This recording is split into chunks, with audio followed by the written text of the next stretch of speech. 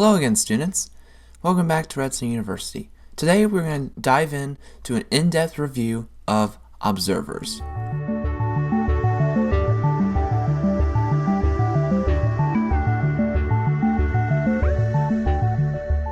Alright, in order to craft an observer, you need 6 cobblestone in 2 lines like so, 2 redstone dust in the middle, and 1 other quartz on the side, and 1 observer. Basically, what an observer does is whatever block's in front of it, so in front of its like face here, and this block changes state or updates in any way. So if I do this, it will basically change state. This will detect it and output a signal strength of 15, a pulse with a signal strength of 15, only for 1 tick. So that's why it flashes on and off really quickly, and this can travel 15 blocks. We have here a bunch of things that observers can and cannot detect. So let's start from the beginning. So first up, what it cannot detect.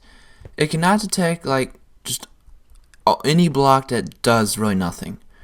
So like concrete, that's not going to do anything. Sandstone, it will detect you placing down sandstone and breaking it, but it will not detect it just sitting here doing nothing. Not going to do anything.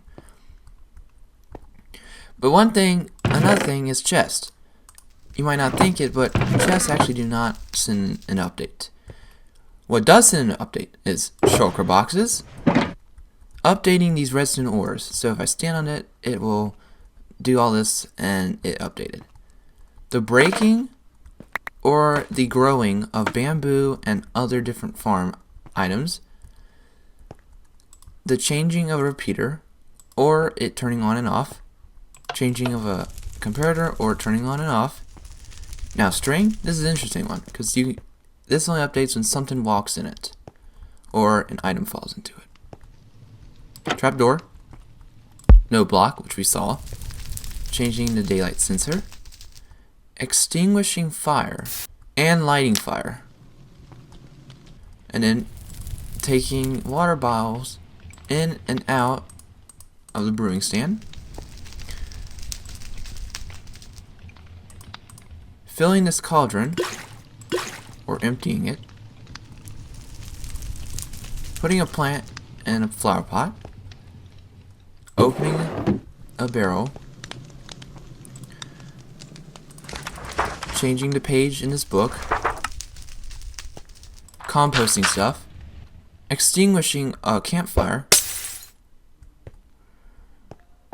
hitting a target block with either a trident or an arrow, and then finally, observers can detect other observers. So, if I were to update this observer, the observer behind it and the other observers would detect those updating. And if you put 2 observers next to each other, face to face, they will both update each other indefinitely, creating a redstone clock, which we reviewed in another episode called Redstone Clocks. And it also applies for observers facing different directions. So, these are a bunch of different things that observers can detect. And one thing that observers can't detect, which you would think they would detect this. Now, these blocks vary between Bedrock and Java Edition. Some of these work for Bedrock and some of these don't work for Java. It just depends. But if you go to the Minecraft wiki, you can find all that information. I'll leave a link in the description below. Here are a few things you can do with observers that will make them much more useful. So first, an observer chain. What this does is it takes the redstone pulse and it just moves it along this chain. You can move it up, down, all around. So when I flick this lever, this will update, powering this block, powering this hopper, which then, when this hopper is locked, this will detect that and it'll carry it on throughout the entire chain. Now you can use hoppers, droppers, lamps, whatever, or just a bunch of observers right next to each other, sort of like this, because that would work too.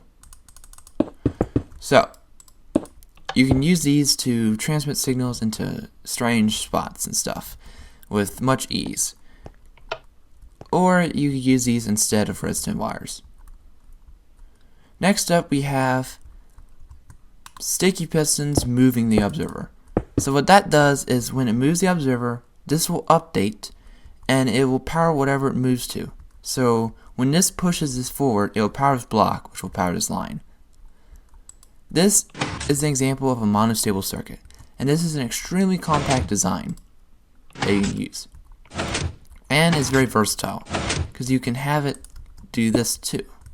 If you want to do it like that, and then do some magic here, you can power it now. Yep. So you can have it facing any direction, but if you have it face this direction, it's not as useful, unless you make it a clock. Finally, we have this right here. Now, normal blocks, you can power them and you can receive that power through the other side of the block. But that's true for all opaque blocks, except for this one. Although this is an opaque block, you cannot power through it. It's just like glass. You can't power through it. You can't power it, and you can't send signals through it. But what you can do is you can have it face the redstone component and send out 1 tick pulses every time it switches. A few more things to note about observer chains. Firstly, they do not really interfere with each other unless you screw some up. So if you have a chain of observers all next to each other, they are not going to interfere with each other. Let me demonstrate. So this one connects to that, this one connects to that, and so on. As you can tell, none of these interfered. When I updated this one, that lamp turned on. None of the other ones did. This one, that one. And the way it happens is they're all running together, but none of them can detect any other ones. So what that means is this one can only be detected by the one following it. None of the lines around it even know this exists. And that's what allows us to have this line correspond to here and have this take up very little room. Secondly, about observer chains is you can do something cool with them. You can make a wave pattern. Now, how that works is what we do is we send an update to this chain, which then will update these observers 1 tick later, because remember, these take a tick to update, and it will send it through each of these lines. And then there are observers here detecting those lines, so when this updates, that lamp will shine. Then it moves here, that lamp will shine, and it keeps going across, creating this wave pattern. So simply, if you want to build it, all you need is something like this. Up here, through here, and then out here. And then what you need is wool or something, background, and then these lamps. And all I have to do is update that, and it'll create a wave. So you can have like a big display like this, or you can have a super cool logo that you know of. Here we go. And you can have it in front of mini games, or you can do whatever you want with it, and it looks cool. But beware, if you have this going on forever, like through a redstone clock, it can cause lag on servers. So just be wary of that. Alright, after a long day's work, got some fish, mutton, and more fish. Let's go home. Alright, now I'm home. You should probably start cooking this up, since dinner's about to be served, okay? Revenge is best served cold. Bob712. Who's Bob71? Wait, was he the guy I pranked that other day? With that... Might not like that. Well, he doesn't know Redstone, so I should be fine. Alright. Oh my god. What was that for? Alright, so what you saw there was a demonstration of how we can use observers as traps. So basically what we did was for the note, we had a furnace connected to an observer. And when the furnace turned on, that would update the observer, and a note dispensed out. Then we had them walk on top of carpet on top of redstone ore, because as you recall, when you walk on it, it like gets all fuzzy and it basically changes state. So we take that update and we had a creeper on top of the roof, and we just moved the blocks underneath, and it fell and blew up my guy. Alright, I hope you enjoyed today's episode, and for extra credit, what I want you to do is I want you to do sort of like what I did there. Build a trap for either yourself or one of your friends involving observers. Now, if you look online, you can find thousands, but if you want to really challenge yourself, try to think of something that you could do on your own.